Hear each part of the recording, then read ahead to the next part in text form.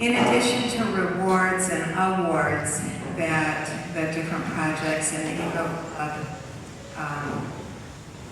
have enjoyed, I do want to say that community service is a really important part of what the EcoClub represents. And the fact is that we really believe strongly in our children and youth feeling an intrinsic motivation to participate. And we are not really pressuring children to participate. We want them to participate of their own free will. And it's our great hope that as they do participate, that they are gaining skills not only in community service, but in leadership. Hi, I'm Nate. I'm 11 years old. And one thing I like about the EcoClub is, well, will that help? Yes, it will. Thank you very much. One thing I like about the EcoClub is the effort that my grandparents have put into making this whole thing come true. Yeah. I'd like each of you to please take your folders for the day with you. So set them where you can remember to take them. And then those of you, of the children and youth, if you don't already have a copy of the little critical thinking handbooks, you may take them. That person is Dakota Anderson Spirit.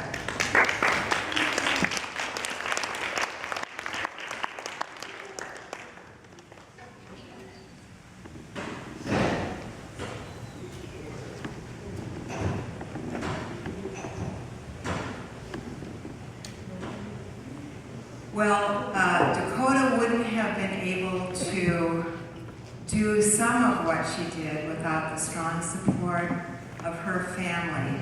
Her mother and her sister accompanied Dakota with us to New Mexico for the Wildlife Disease Association meeting.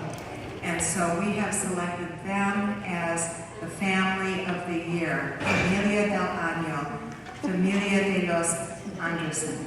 Would you please come forward?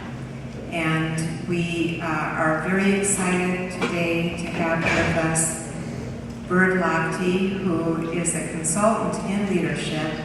And this is an intergenerational group we have here today, which is posing a special challenge for Bird.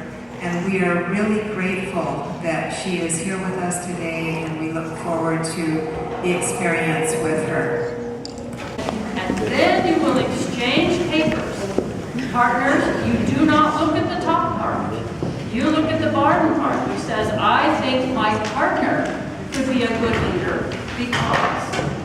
So you're looking at the person that you're partnering with, and you are going to say, I think my partner, Julia, could be a good leader because. And what are the things about Julia that you think make her a good leader? Now for the adults, yours says, I think I could be a good leader for you because. So yours is a very specific thing. We're not asking you if you think you can be a good leader and lead the country or the state. We're asking you, how could you be a good leader? Are there any questions about what I'm asking you to do? Rick, did you have a question? Anybody?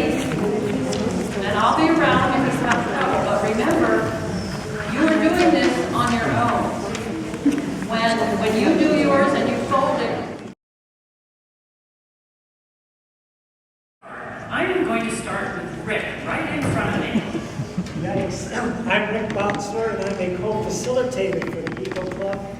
And one of the things I really love about the EcoClub is just the hard work that people have put in on one project that I've been associated with, the amphibian project. And I know that that hard work is in the other projects as well, but It's been so much fun for me to work with people in the amphibian project. What I'm going to try to help you do today is think about things that make a good leader. Things that you like in a person who's being a leader. For example, obviously you all know that Rick and Sally are leaders. They lead this group. They started it. They are leaders. But there are a lot of other leaders in this room.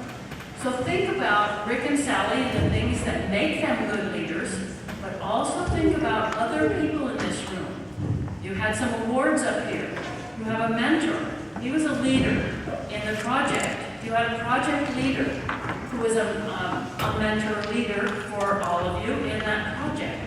These are the things I want you to look at.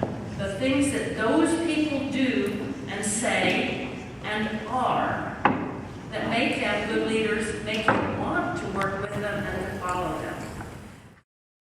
How about you, Quinn? Did you learn anything about yourself? You're funny. Good. Okay, you know, when I ask adults to list things that are good leadership qualities, one of the things they say is a sense of humor. And that is very, very important. So good for you. Did you put that down for yourself? You didn't. So you learned something about yourself that's really very important. You, Nate, what did you learn? I was told that I am smart and always happy. Ah, are you always happy? Most of the time, yes. Good. Okay, and how about you, Jack? I found out that I'm funny. Okay. I think maybe 6th grade boys like to be funny, is that right? And how about you? Julie, did you learn anything about yourself? I am loud. You're loud. Oh, okay. You're loud. Okay. 3, 1, 2, 3. Done. Good job. Yeah, it was all my idea. Okay. No, it Excellent. wasn't. It was a group effort. That's what I want to hear. All right. Good job. Yeah. You're adorable. No, actually. It's between me. And Nate said, he said, I had a perfect square. How many of you had a perfect square in the beginning?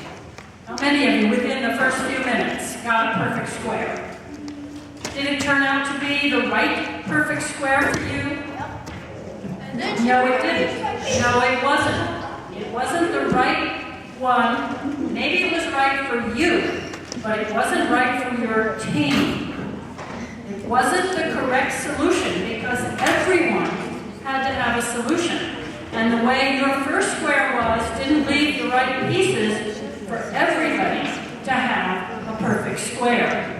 This is a lot about teamwork. It's also a lot about leadership. And something else that you said is very important in this in terms of teamwork and communication. That is looking at what somebody else needs. What are the needs of other people in my team? What do I have that I can share with them to make their job easier? And that's what teamwork is all about. So I hope that this was something that came through for you and that you were able to do. Did you hear what she said? She said we put one piece on top of the other so we could use it and make it work. And I didn't tell them they couldn't do that. What does that tell you about leadership and communication? That sometimes you can be a better leader if you use different ideas. Very good. She said they cheated. I don't think they cheated. They were thinking outside the box. They were thinking, what can we do to solve this problem with what we have? And they came up with a unique solution. Now, maybe it wasn't as good as some of the other solutions, but maybe it was better. And that's what you want with leaders and teamwork. You want everybody looking at ways to solve problems and maybe make them even better. Better than the one that I suggested to you, or that I said was possible through what I had. Maybe they came up with an even better solution. And that's a very important thing to remember. when you're working as a team and when you're communicating with people. Now, if I didn't want them to do that, I should have had that as part of my instructions. I should have said, you have to use all 7 pieces and they all have to be flat on the paper. You cannot stack them. Then I would have given them a rule and they would have had to follow that rule. There was more than one solution here. And by all of the discussion and everything that they went through to find their solution, they found their own solution. So, congratulations to